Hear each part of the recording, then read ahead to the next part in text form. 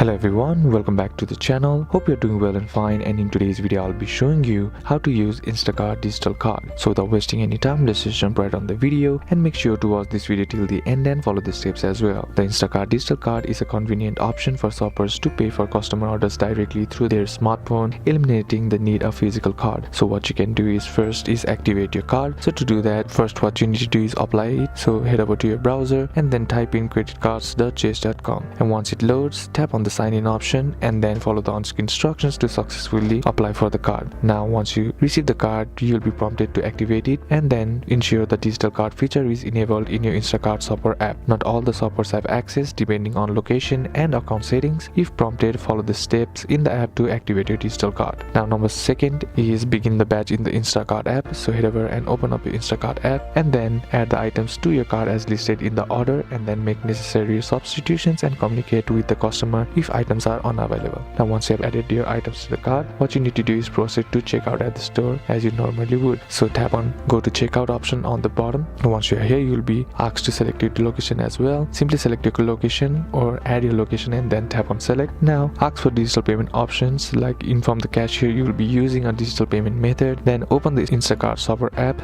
navigate to the payment section or tap the batch details where the digital card is displayed. Scan the card. If the store allows barcode scanning, let the cashier scan your phone screen. Alternatively, input the card number manually if store system requires it. So by following these steps, you can confidently use the Instacart digital card for a smoother checkout experience. So that's basically what you can do, and that's it for today's video guys. Hope this video was useful to you. Leave a like if it did. Comment down below what the next video should be on. Consider subbing to the channel. Thanks for watching. Bye bye.